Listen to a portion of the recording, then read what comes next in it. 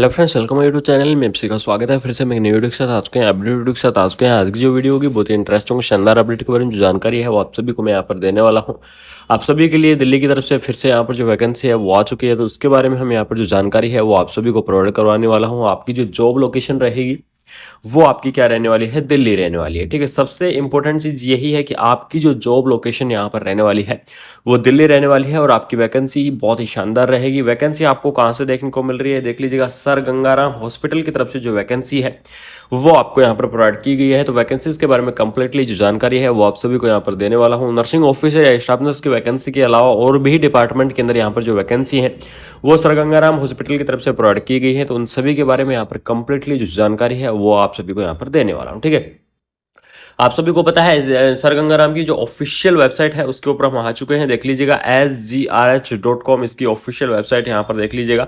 ठीक है, emergency number भी आपको यहाँ पर लिखे हुए हैं। तो डायरेक्टली चलते हैं यहाँ पर करियर अपॉर्चुनिटी पर या फिर जॉब ओपनिंग के ऊपर। ठीक है, तो जैसे ही आप क्या करोगे, जॉब ओपनिंग के ऊपर आप क्लिक करोगे तो आपके पास इस प्रकार का जो स्क्रॉल है वो आपके पास खुलकर आएगा। यहाँ पर देख लीजिएगा, आपको जॉब कोड दिया गया है, जॉब का टाइटल दिया गया है, डिस्क्रिप्शन आपको यहाँ पर दिए गए हैं, लास्ट डेट रहने वाली है और अप्लाई द डेट, ये सारी चीज़ें आपको यहाँ पर दी गई है। ठीक है, तो इन सभी चीज़ों के बारे में यहाँ पर क्या करेंगे, डिटेल में जो जानकारी है वो आप सभी साथ शेयर करने वाला हूँ। तो यहाँ पर देख लीजिएगा, सर रेजिडेंस ऑर्थोपेडिक्स की जो वैकेंसी है वो आपको यहाँ पर दी गई है। यहाँ पर देख लीजिएगा, MSDNB वाले कैंडिडेट अप्लाई कर सकते हैं। डिटेल आपको यहाँ से मिल जाएगी। जैसे ही आप डिटेल के ऊपर क्लिक करोगे तो आपको डिटेल मिल जाएगी, सारी डिटेल वैकेंसी से रिलेटेड आपको यहाँ पर मिल जाएगी।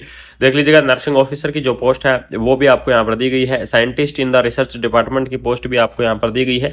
तो डिटेल में बात करते हैं नर्सिंग ऑफिसर की पोस्ट के बारे में, यहाँ पर डिस्कस कर लेते हैं। देख लीजिएगा, पोस्ट कोड आपके 2489 रहने वाली है। ठीक है, इसके अंदर BSc नर्सिंग एसेंशियल है। डिटेल में जैसे ही डिटेल के ऊपर क्लिक करते हैं तो जो नर्सिंग ऑफिसर की वैकेंसी है उससे रिलेटेड आपको कंप्लीटली डिटेल है वो आपको यहाँ पर खुलकर आ जाती है। ठीक है, यहाँ पर देख लीजिएगा, जॉब कोड आपको यहाँ पर दिया गया है 2479। क्या है इसका जो जॉब कोड है वो आपका रहने वाला है। नर्सिंग ऑफिसर की आपकी जो पोस्ट है वो आपको यहाँ पर देखने को मिल जाएगी। एसेंशियल क्वालिफिकेशन के बारे में अगर मैं डिस्कस करूँ कि कौन कैंडिडेट इस वैकेंसी को अप्लाई कर सकते हैं, तो यहाँ पर देख लीजिएगा, BSc नर्सिंग कैंडिडेट और GNM कैंडिडेट, ये कैंडिडेट क्या कर पाएंगे, इस वैकेंसी को अप्लाई कर पाएंगे। यानी कि जो BSc रेगुलर या कोर्स कर रहे हैं, यानी कि BSc नर्सिंग वाले जो कैंडिडेट हैं वो इस वैकेंसी को अप्लाई कर सकते हैं। GNM कैंडिडेट है, GNM कैंडिडेट भी क्या कर सकते हैं, इस वैकेंसी को अप्लाई कर सकते हैं। ठीक है, यहाँ पर उसके बाद में देख लीजिए, मैंडेटरी यहाँ पर क्या रहने वाला है, यहाँ पर आपको जो वैकेंसी है वो क्या रहने वाली है, दिल्ली से रहेगी। तो ये आपके लिए सबसे बड़ी और खास अपॉर्चुनिटी रहने वाली है कि दिल्ली से आपका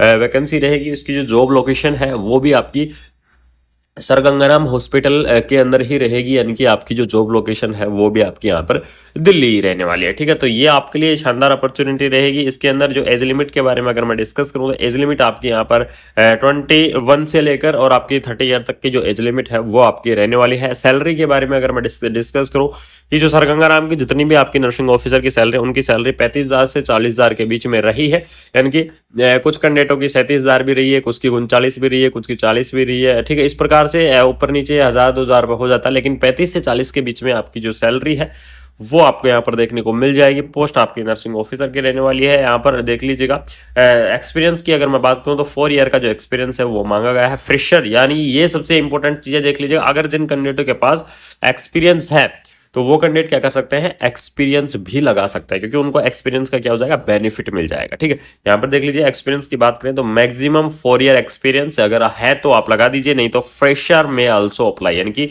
जो फ्रेशर कैंडिडेट है वो भी क्या कर सकता है, इस वैकेंसी को अप्लाई कर सकते हैं। यहाँ पर स्पष्ट लिखा हुआ है कि फ्रेशर में आल्सो अप्लाई, यानी कि जो फ्रेशर कैंडिडेट है वो भी क्या कर सकते हैं, इस वैकेंसी को अप्लाई कर सकते हैं। लेकिन यहाँ पर ये रहेगा कि जिनको एक्सपीरियंस है या जो कैंडिडेट एक्सपीरियंस लगाएगा उनको अपॉर्चुनिटी थोड़ी अच्छी मिल जाएगी और उनको हो सकता है प्रायोरिटी मिल जाए। ठीक है, उसके बाद में यहाँ पर देख लीजिए, अप्लाई आपको किस प्रकार से करना है, तो वो चीज़ भी आपको मैं यहाँ पर दिखा देता हूँ। तो जैसे ही आप नर्सिंग ऑफिसर की पोस्ट के ऊपर जाओगे, ठीक है, तो आपको क्या अप्लाई का ऑप्शन दिखेगा, तो आपको क्या करना है, इस वैकेंसी के अप्लाई के ऑप्शन के ऊपर क्लिक कर देना है। जैसे ही आप अप्लाई के ऑप्शन के ऊपर क्लिक करोगे तो आपके पास इस प्रकार से जो इसका पेज है वो ओपन हो जाएगा। देख लीजिएगा, वैकेंसी फॉर्म आपको दिया गया है। The information provide is keeped the completely confidentiality, please avoid the use of the abbreviation. ठीक है, यहाँ पर वैकेंसी फॉर्म दिया गया है, इसमें आपको फुल नाम भरना है। ठीक है, अपने फादर का नाम भरना है, DOB भरना है, मेल भरना है, nationality, phone number, mail address, ठीक है। उसके बाद में आपकी क्या क्वालिफिकेशन है, वो क्वालिफिकेशन आपको यहाँ पर डालनी है। 10th की 12th की जो भी आपने कोर्स किया है, बीएससी या जीएनएम, वो कैंडिडेट यहाँ पर डालने हैं। उसके बाद में रजिस्ट्रेशन नंबर आपको यहाँ पर डालने हैं अपने। ठीक है। रजिस्ट्रेशन नंबर के बाद में देख लीजिए, आपके पास अगर कोई पास्ट का एक्सपीरियंस है तो वो एक्सपीरियंस लगा सकते हैं। अगर एक्सपीरियंस नहीं है तो आप फ्रेशर भी क्या कर सकते हैं, इस वैकेंसी को अप्लाई कर सकते हैं। ठीक है। अब जैसे ही आप क्या करेंगे तो अपना रिज्यूम है, वो रिज्यूम आपको यहाँ पर फाइल को सबमिट कर देना है। 8 MB तक की आपकी क्या होनी चाहिए, जो रिज्यूम फाइल है वो होनी चाहिए। और उसको आपको क्या करना है, पीडीएफ के रूप में आप क्या कर सकते हैं, यहाँ पर आपको मैंडेटरी है कि आपको वो फाइल है वो आपको यहाँ पर अपलोड करनी है। ठीक है। ये सारी चीजें अपलोड करने के बाद फाइनली इसको सबमिट कर देना है। रजिस्ट्रेशन नंबर आपको जरूर लगाने हैं। एक जो सबसे बड़ी और इंपॉर्टेंट चीज बता दूंगा आपको, सर गंगाराम हॉस्पिटल के लिए अप्लाई करने के लिए आपको डीएनसी का रजिस्ट्रेशन होना चाहिए। ठीक है।